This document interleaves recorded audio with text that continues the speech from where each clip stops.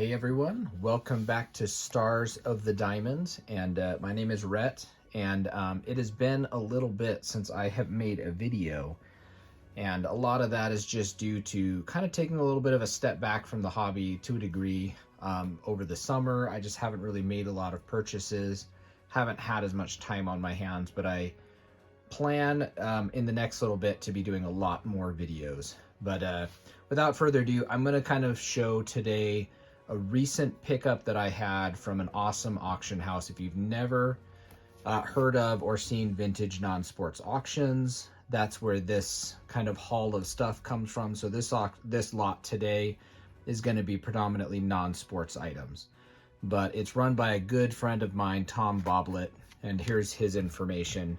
And just a really, really great guy. He has a great selection of non-sports cards, ranging from N cards, T cards, R cards, which are gum cards, and advertising and many other things. He's got a pretty competitive buyer's commission and stuff like that if you're looking to sell your items, but great auction house that just has unparalleled selection of non-sports cards. So that's what this is today. With this auction, some of the items that I got were for my personal collection. Some are a little bit more for kind of a resale purpose. But without further ado, it's going to be a little bit of a long video just because I have a lot of stuff to show. But we're going to start kind of with the earlier stuff, with the end cards. And some things are, you know, kind of like a type card. So this is a really tough to find Kinney issue, same makers of Sweet Capital cigarettes. And these are called jocular oculars. And you were supposed to wear this essentially like a monocle. Okay, you're supposed to attach a string here and wear it around like you were a dandy with a monocle or something like that. But a really tough issue, especially tough to find them with the tabs still attached. Sometimes you can find them just like that. But just a type card that I needed for my type set. I have a few, but most of mine have the little tab missing. So tough one to find. One of the tougher Kinney issues. The next one that we're going to go into are these. They are called the N446.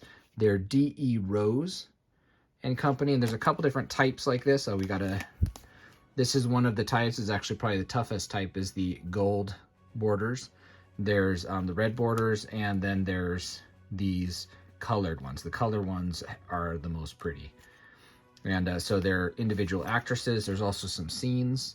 And these are obviously oversized, about 5x7 in size. I think I need about half of these. This one looks like it's trimmed at the top. But I have some of these already, so if you check my eBay, I'm sure I'm going to be having a lot of duplicates from this lot to be added to my eBay store in the next coming weeks to months. But that's really what I do. I'm a collector at heart, but I do sell on my eBay store. eBay screen name is KRY Vintage, and that is where you might be able to find some of these extra items that don't fit into my personal collection. But that's a tough issue. They come with a couple different backs. These ones look like they all have that. Now this one has the checklist back, so they can come, you know, this series can come with a checklist back of all the different subjects and just kind of the advertising back. All right, going on to the next one. This is a tougher issue from the Consolidated Cigarette Company. And the Consul cigarette is what they were known for. And these are the portraits of the ladies of the White House. And so these are 4 different, basically first ladies. So Mrs. John Tyler there, and a few others. And these can actually be found. It's a little bit of a tougher issue. They can be found like this without white borders around the edges or with the white borders. And I think the white border set is actually a little bit smaller. They didn't make all the same brides or first ladies, if you will, in that set. But I needed, I think, 1 or 2 of these for my set. Tough to find these with clean backs. That's been my experience with the consoles. And these are, I believe, N359s. But I could be wrong on that one. Now this is a really tough rare type here, and if you don't know what a type means, that just means in rare sets where completing a complete set isn't going to be a possibility. A lot of people, what they'll do is they'll type collect, and a type collector is somebody that just gets one or maybe one of each variety within a particular set, and then they call it good. So they don't need the whole T206 set. They might just get one common, one Hall of Famer, one minor leaguer, one Southern leaguer, for example. That is a type collector. Or you could go to the backs and just get a type of each of the different backs on that set. So when I or somebody in the hobby brings up type collecting, that's what it means. It can actually have a lot of different meanings depending on the person. And so this is a rare type, if you will. And so it's from the L. Miller Company for their Havana Blossom cigarettes. And this is the N538 series. And I think I have 3 or 4 of these, but this one was a really, really clean example. Probably the nicest one that I'll have in my collection. So that's just price was right. Couldn't pass that one up. I got a few. These aren't real technically end cards, but they are advertising cards for Allen and Ginter's pet cigarettes and others. And I got 2 different lots of those. But these probably predate most of the Allen and Ginter issues, but they were pretty prolific, and these are stapled together, so I'm just going to kind of show you. And there's a bunch of different series picturing little children, some of which have sort of advertising on the back for Allen and Ginter. And these probably date to the early 1880s, so predating a lot of the mini little cards that they made. And this is another lot of those, and this is kind of all from a same series. So I think these are 4 different kind of somewhat happy and 2 kind of angry babies with their pet cigarettes. And the pet cigarettes didn't have many small cards advertising them, but they had a lot of cards like this, advertising cards, most of which can picture kids, which is what the pet was supposed to be. It was supposed to be like Mama's pet, you know. That was the joke, I think, for that cigarette brand. Next, we go to one of the larger, but not quite the, not one of the 3 major cigarette brands. But Lorillard was a big fine cut cigarette or tobacco manufacturer. So a lot of loose tobacco. So a lot of the cards from these series that are from Lorillard will actually have tobacco staining on the card like you see here, and that's because they were at least to some degree in direct contact with the cut plug tobacco. But these are from I believe N253s, and they can be found in a couple different varieties. And what the varieties are is if the name is in blue or pink, and yeah, probably one of the more popular people in that set is that Maud Adams down there. Not a particularly flattering image. But continuing on with our end cards, this is a type that I didn't have any of in my type collection, so happy to get 2 of them. And this is the N563, and this is Patterson. Now, Patterson produced Lucky Strike cigarettes, which would become one of the major cigarette brands of like World War II, that era. And so that is what we see here. And so yeah, someone's penciled in N563. So these are a pretty tough type to find. And that's the R.A. Patterson Company. Now, as you know, I'm talking about end cards. End cards are 19th century. And that's what the N actually stands for. I know most people know T cards as being tobacco cards, but the T in T cards actually represents 20th century tobacco. And N is for 19th century. So impress your friends with that knowledge. So here's a near set that I got. Not a particularly rare set, nor a particularly in-demand set, but any set from the 19th century is good. And this is Kinney Brothers. So with their Sweet Capital cigarettes and their other brands, they made these national dances. And they were a well-made set, just various dancing women and men. The artwork, not the best for that era. There's certainly better issues. The Kimball issues of Dancing Girls were way more well done than, far superior to these Kinney issues. But it's not a set I had ever really pursued. So when they had a near complete set here at about $4 or $5 a card with, you know, for the most part, clean backs, I was just like, you know what? If I can kind of bust out most of a set that's not necessarily my favorite and get that checked off, I don't mind doing so. This set here, sometimes you can find varieties within it where the name, I know this Egg Dance card with this, I think what Native American here dancing, the name can be found in different places. So there's some minor variations within the set, but there's a major variation of half of this set where they can be found without the borders, and that's a much, much tougher type to find. So that is the N225 National Dances for Kinney, okay? And this is a rather nondescript issue by Duke. It's just in their small size, N89, I believe is what these are, and they're just called tinted photos. And they're just 50 unidentified women, but in a lot of cases you can kind of identify some of the women because it has the usual suspects, the Lillian Russells and stuff like that of the world, but that's our back. And these can be found actually in a rarer variety where they've cut the image out around the person to be die cut, and that's how they were found. They're just rare to find that way. Now this is one of the most common and probably the least valuable series of end cards made, but not in this style or in this form. So the N70 and the N71 sets were made by Duke, and they were just actors and actresses in their various roles. So here's Helen Douvray as an in her Algerian costume. Famous actress, that's her costume for that particular role.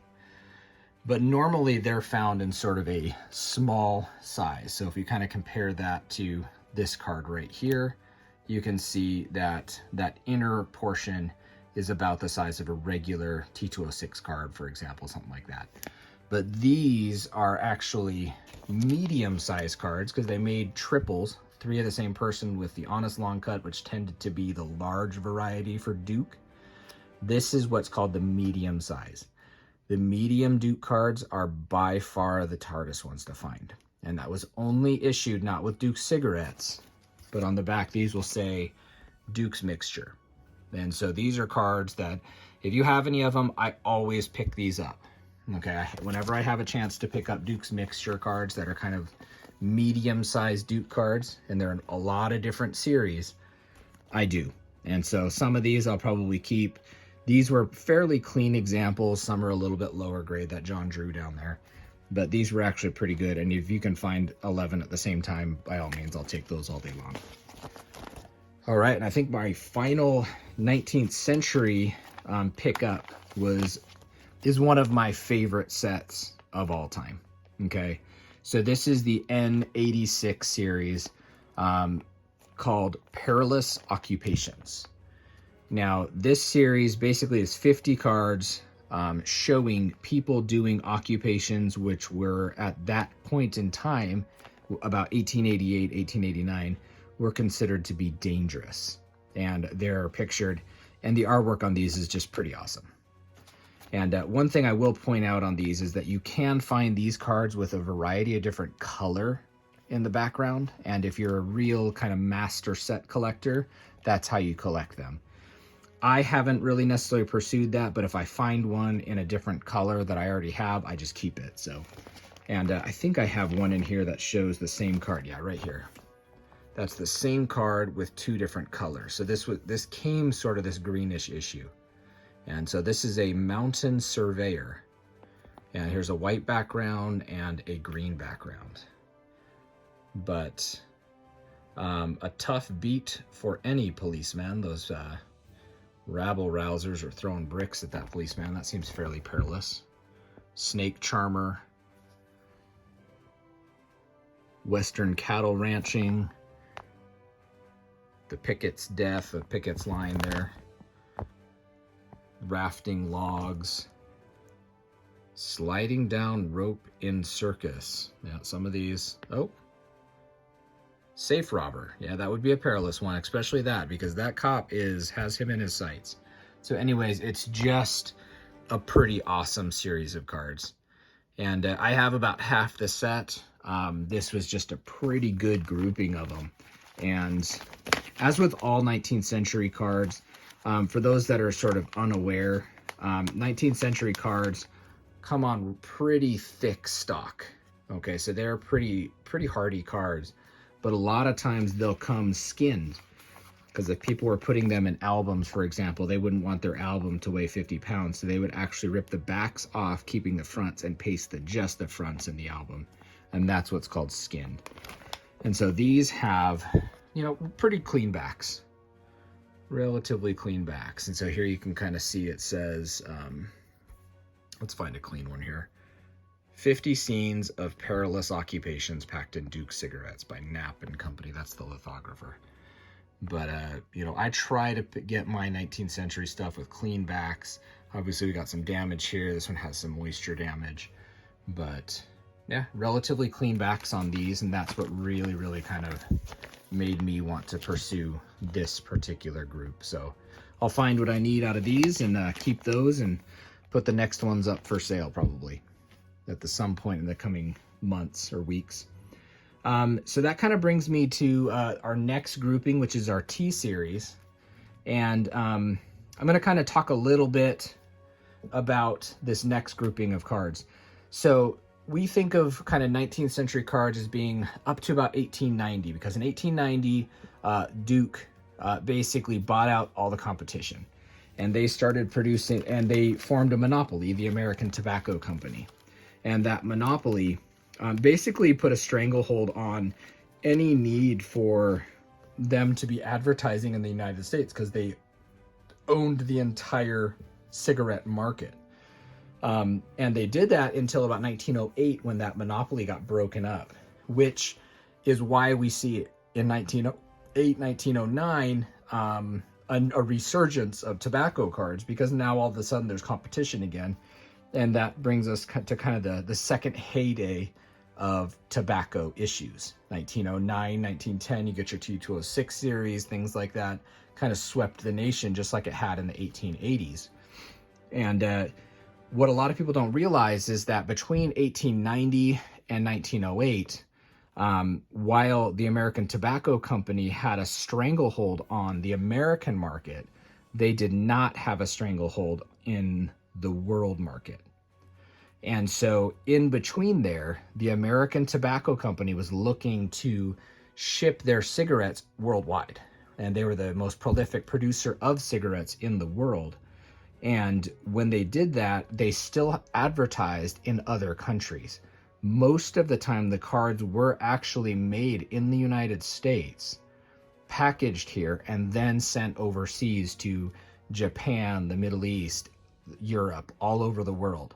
And so when you see things that are called tobacco war, that's the kind of title for them, that's what that is. It's largely overseas issues produced by the American Tobacco Company. So this whole group here are what are called tobacco war issues. And they are T cards. They're just kind of been wrapped together in a neat little bundle, and they're called T400 plus cards. So if you ever see something that's like T400, T401, T406, something like that, that's what these are. And these date to the late 1890s to the early 19aughts. And they are 100% usually made in America for distribution elsewhere, and are extremely, extremely hard to find. But it's one of my favorite series of sets.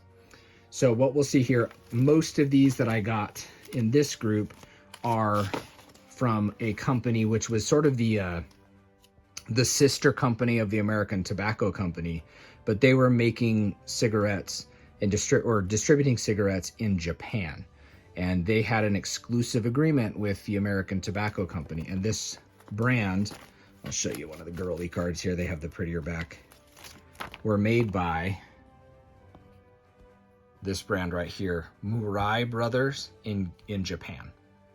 And so these are, you know, kind of pretty typical 1890s, you know, American Tobacco Company girl issues. But this, what makes these rare is that they were issued in Japan by Murai brothers. And with this, the girly cards here, we've got, I think, what amounts to almost a complete set of these of 50 cards. I think there's 1 or 2 that are missing or something like that. So there's 45 of those here. And I think it's a set of 50, so there's 5 potentially missing. I have a bunch. I'm going to check these. I didn't really look to see if the ones that I had were already in here. It was just a pretty good grouping. And when you can find nearly a complete set from a series this old and this rare, you just pick it up and you kind of deal with moving doubles later. If you collect any of these series and you want to get in contact with me and you want some doubles or something like that, let me know. I have no problem trading. I don't hoard stuff. I like 1 example of each card and that's it. So if I get extras, I 100% sell them or trade them to other people that have the same series that want to complete their set. So if I can help you and you can help me, it would be awesome. But that's this series here. Now this one is also a Murai issue. This is more of a distinctly just Japanese series. Probably one of their more high demand. I don't read Japanese, but these ones do have the names of these generals of the Japanese dynasty here. On the front, they're identified in both English and in their Japanese characters. And so just an awesome set, just super duper cool.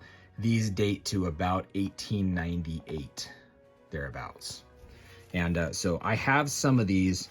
They come in a variety of different colors and styles. Like I've never seen one with that sort of like almost like a purple image in the middle of Baron Suyematsu. But pretty awesome. It's a set that I don't know that they know exactly how many are in this set. It's just a matter of kind of, collecting as many as you can. And obviously we do have some duplication here. So there will be a few of these that I probably will make available for trade and sale. There's some doubles down there, even though those are obviously different. So there's some varieties. That's obviously Marquis Ito. The Marquis of Ito, I guess, but you can see that the frame around him is different on those two. So that's a new discovery potentially, but a pretty awesome series there. And you can see the backs of those are pretty cool. You got somebody potentially just practicing their Japanese characters there. But they come in green or blue backs or the kind of brownish. But again, those are Murai Brothers Company Limited, Kyoto, Japan. But pretty cool. Really, really rare. And this is one of my favorite Murai issues. And it's a really, really hard one to figure out.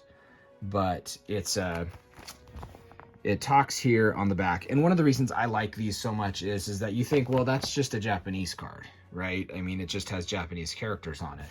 But the entire back is in English. And it says, of course you know that our cigarette, that we make the best cigarettes in the world, but perhaps you do not know the names and faces of the world's distinguished personages. We are now packaging a picture of such in every box, and you can study these pictures while you smoke our cigarettes. Murai Brothers. And so these are what we imagine to be a set of 50. I don't know that there's a full set. I've been able to identify, I have about 30 to 35 different, and that's before getting this pretty large hoard of them. And they're pretty awesome because there's some really, really notable people. The President of the United States at that point was William McKinley. So these do date before he was assassinated. As you can kind of see here, that one right there is Queen Victoria. So it was pictured before she passed away. I think she may have passed away in 1901, but don't quote me on that. But we've got some great guys here. Again, I don't read Japanese, but a lot of these guys you can identify. And there's William McKinley right there, I believe. And there's a couple other really, really notable people in here. I think that's Admiral Dewey down there. Pretty just a recognizable person. But I believe like Andrew Carnegie, the The steel magnate of Pittsburgh has a card in this. A lot of people like that. Some of them are, you know, Baron von this and, you know, Baron von Bismarck and people like that from, you know, world leaders and things like that. But there are also some notable just individuals from around the world. And these ones, again, I showed you the backs. But I got 2 separate groups of these. One that's about 35 different of the what we imagine to be 50, and then an extra little grouping. I think that's what this is here. It's just an extra little grouping. And so I will be comparing these to what I already have and see if I, you know, can complete my set, because that would be an awesome one. All right, and that kind of finished. Oh, no, one more. And so this is a separate issue. This is also a tobacco war issue, also issued in Japan, I believe. And these ones feature flowers of different varieties. But again, on the back, these talk about, these pictures are packaged in the brand of Little Sweetheart Cigarettes, manufactured by the American Cigarette Company Limited. Now, this is actually I believe, a competitor to the American Tobacco Company. So these are actually a competitor's cards. Because I think the American Cigarette Company and the American Tobacco Company were not the same people. So tough issue, a bit nondescript, but with the English, you know, kind of advertising on the back, that really kind of puts them in that T400 series. That brings us to sort of the T issues, and I didn't go heavy on the T issues in this. This is actually a Canadian issue, and they were at this point, and I've never seen these before. I just thought that they were cool. They're paper thin. These were an insert along with satin or silks that they were making. And it was kind of showing you what you could make with the different silks. And that was made again by the Players Navy Cut Cigarettes, Montreal, Canada. And I personally, I collect American issues and Canadian issues. I grew up in Maine. And so our Canadian neighbors are, you know, I've always collected hockey cards, and it just makes sense for me to collect both Canadian and American tobacco, candy, everything issues. So you'll find on my channel that I have quite a few Canadian series, and I will have some more over here as well. But I love the Canadian issues. I think that they took even more pride than the Americans did in their issues. But that's what those are. Kind of just an interesting thing that I thought was cool. Now we know about like T206 and everything like that. This large set here is what is actually considered to be the T1 issue. So these are T1s, and it's 25 cards, about the same size as Turkey Red cards, which are T3s. So large, sort of what we call cabinet size cards were at the beginning of the T series. And I had 23 of the 25 of this series, and I needed the Maisie Follette. And so this was part of a group of 2, so the price was right. And I picked those up just so that I could get this one. So I'll check this one against my previous example, and I may keep it or sell it. But those were more premiums, and I think Lillian Russell is the last one I need for that set. She just tends to be a little bit more pricey. Now this series is the Strollers issues, and they're called T85s. And there's a couple different series of these, and the T85-1s are what you see here. And these ones, I believe, are all, some of them are. So they come in sort of a thick variety or a thin variety. This is like paper thin here. But issued in 1922 by Strollers Cigarettes. They feature just the famous actors and actresses of the day. And the price was so cheap for these. These ones are tougher. You know, there's a third series of these that's the hardest to find, but the first series is harder than the other ones. And I'm nearly complete on the first series, but I needed a couple in here. But for the price that I got these for, it was a no-brainer. Mainly because in the back here, you have both Buster Keaton there and Charlie Chaplin. So those 2 cards alone are worth more than I paid for the entire grouping. And inside, you've got awesome dudes like Rudolph Valentino, Jackie Coogan down here, and you know, just some great early stars. Gloria Swanson, And yeah, just some cool cards. So I'll compare those against the ones that I have, and probably have a bunch available. And that's really all I picked up from the T series, era was those sets there. Which kind of brings us over to sort of our E cards, V cards. And if you don't know what V cards are, they're the Canadian versions of E cards. So that's what these are. This is a Canadian issue, and just kind of a cool set. These were issued by Walter M. Lowney Company of Montreal, Canada. And Just Kids was a comic strip of the day. And so that's what these are. I think I have a near set. I'm meeting just one or two of these. Got some naked kids there. And yeah, so just kind of a fun little set. And these were, there was an issue with, you could send in the coupons to get some sort of premium on the back. I can't remember what it is. That tends to be the most popular one. The guys all playing baseball together over there. And all yelling at the ump. So we got, what, 12, 15 of those. So there's 24 in the set, so that's a near set in itself. Now this is a issue by Cowan's Cocoa, or Chocolate, and it's just Canadian forestry. So obviously that's a Canadian issue there. It's a pretty rare one, tough one to find. And so that's what those look like. And I have a couple of them, but not too many. It's one of the tougher Cowan's issues. Then these are what are called E5s. And these were issued by two separate brands. I think the Philadelphia Caramel Company made these, as well as Dockman's. And I think these are all Dockman's. But these can be found also with the Philadelphia Caramel Company advertising on the back. And in my experience, the Philadelphia Caramel ones are a little bit tougher to find. But these ones were supposed to be almost like little soldiers. And they came with a little, almost like a scored edge here. And so what you were supposed to do, you're supposed to bend them at that little spot. And that was factory done. You were supposed to bend them at that spot and probably reinforce them on the back to make basically a stand-up card. So they typically are found with a little crease kind of right there to do that. These ones obviously have had a price tag on the back that's probably easily erasable. And so that's probably what I'll be doing with that, is just erasing those prices that somebody paid. Somebody probably overpaid for those. This one obviously has kind of been gnawed on by something. Now these just look like postcards, but these were an issue by Zeno Chewing Gum. And at one point they were catalogs in the American card catalog and the ACC as E265. So that's kind of what I call them, and I collect them when I can find them. Sometimes you can find these at paper shows and things like that. And they tend to be relatively inexpensive, but really, really cool. Just, postcards from around the world.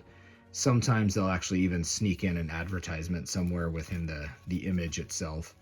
But in these ones, they haven't really done that. But just some cool ones. Here's the Rock of Ages and Niagara Falls. But again, not really much in the way of advertising on the back. And sometimes, obviously, you will find these postally used. But E265 is what those are. Now, these ones are just a lot of miscellaneous bakery issues. And these came with a variety of different advertisement companies and things like that on the back.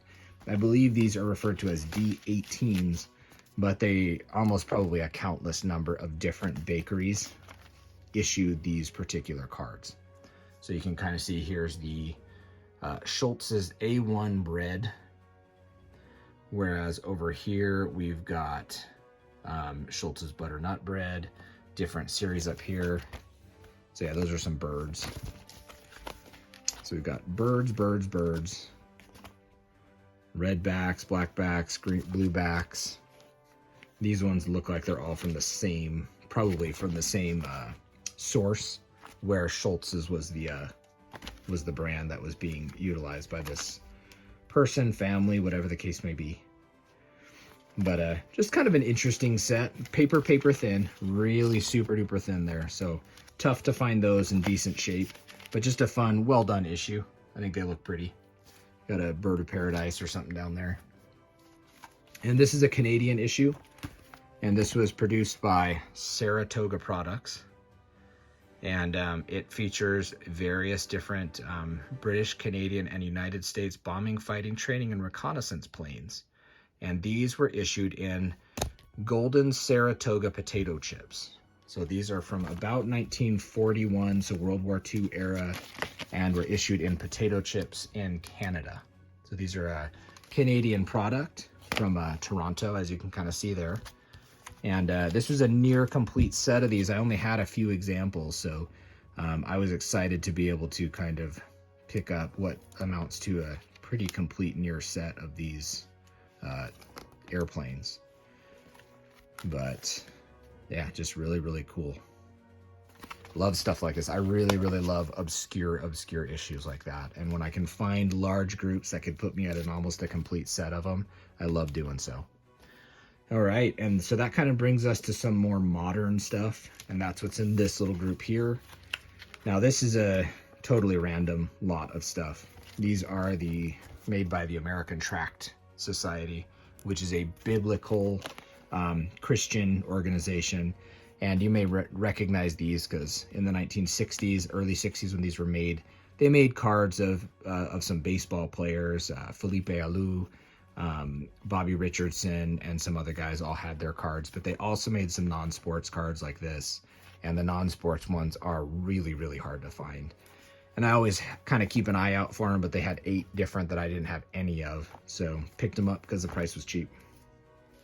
And here we've got the first series of Topps cards, and these were magic cards, and they're about the size of a piece of bazooka bubblegum. You know, just about the thumb size there. And there were 252 different cards in this series, including the first Topps baseball cards, including Ty Cobb, Babe Ruth. And so there was a bunch of different subsets within the set. And you can kind of see, so how these actually were supposed to work, when you got these out of your pack, and they came 1 per pack to a little penny piece of gum. Later they issued them in sheets with a 5-cent piece of gum. But originally they were just a 1-cent piece. And they were blank on the front, and so you turned it over and you read this, and you're like, okay, which actress was first introduced in the movie The Sweater Girl? And you then took that card and either wet it or spit on the card and then held it up to the sun, and the picture, in this case of Lana Turner, would show up, and that would answer the question that you read on the back. And so this is a set that I've been collecting for years. It's, again, 252 different cards issued in 2 different series of 126 each. And there's just some really cool ones. So there's all different series. I think that's Virginia Mayo right there. Eve Arden. There's 2 different copies of her. June Allison. Betty Grable. The incomparable Clark Gable up there. My namesake. But most of these appear to be actors and actresses. But again, there's everything from baseball players to football players to early basketball players, all the way to various dogs of the world and military leaders, everything. So just a really, really interesting set. But again, super duper small compared to like a card that's normal size. You can see how small that is. So sometimes people have seen these in books and don't realize the actual size of them, but tiny little guys. And then this was just a various lot of miscellaneous Parkhurst cards. And Parkhurst made obviously hockey cards in the 1950s into the 60s. They also made a number of non-sport sets, and I think some of the Parkhurst, they just made cool cards. Like some of them were super random. So this one here, for example, is just a series called The Race Against Time. And it was just fast things. So here we have an automobile at Bonneville Salt Flats in Utah, 7 miles a minute. So, and then we have the airship over here. We have a racehorse, citation. So it's kind of a cool one if you're a racehorse aficionado. That's a, you know, kind of a vintage citation card. Olympic bobsledding, soapbox derby, just different races that are kind of popular in the world, greyhound racing. And so that's what that is. And we have men's mile run up here, and just various things. Just, again, not full sets or anything like that, just a miscellaneous lot of different Parkhurst cards. And this is, I'm not sure what series this is. Different, like nautical and, you know, rocket ships and things like that. I'll have to look that one up. But these ones are actually fairly clean cards, pretty nice looking. So I like those quite a bit. A lot of duplication here. And it looks like there's actually some, oh no, yeah, it's kind of almost like a real photo on that one, as opposed to like a cartoon. And then a random series here of guns, various guns, and just from throughout time. So just different miscellaneous guns. And I have some of these already. So there's the Gatling gun, the original machine gun there, the atomic cannon, and a bunch of other stuff. So just a fun little series. And kind of end off on this. This was kind of my splurge purchase. But when I was a kid, I was a big fan of wrestling. And in Carnation, you could get these cards. And I've never seen one still in. I remember getting these as a kid in my Carnation. I can't remember if it was cereal or like their breakfast or something like that. But, or hot cocoa or something. And so you could get these. Maybe it was the hot cocoa. That's what I kind of remember them in. And you got these, and I think there's only 5 or 6 different cards in this series, including obviously Sergeant Slaughter, who is a big, really big guy at the time. The back card, it's a 2-card mini pack. I think there's only 6 in the set. And so yeah, Ivan and Nikita Koloff is the back card. But I think the chase card in that is the Sergeant Slaughter, and I believe there's a Ric Flair card in here as well that has become super duper popular and pricey. But I've never seen an unopened, you know, kind of cello pack. So that was sort of my splurge purchase at the last minute. Noticed that no one else had put a bid in, so I got it for the opening bid, which was more than I really wanted to spend on it, but I was happy with what I paid for my other items. So anyways, that's kind of our haul here. And as you can see, quite a bit of stuff. And just a super duper fun auction. And again, if you haven't checked out Tom Boblett's vintage non-sports auction, just a great one. And I think that's, you know, vintagenonsports.com is the actual website there. So great guy, great company, highly recommend them. You can get some cool stuff like this. So again, thanks so much for you know, stopping by. And I'm going to try to be a lot more consistent with uploading some videos. It's just been a long year, man. Long year. And I appreciate all the views that I get. If you haven't already subscribed to my channel, please do so. I really do appreciate likes and feedback. So let me know what you guys think about the videos and the pickups. And if you want to keep in contact, or you want to reach out to me about something you may have, or if you have something, see something here that you just got to have, let me know. Okay. Thank you guys so much for watching. And as always, happy collecting.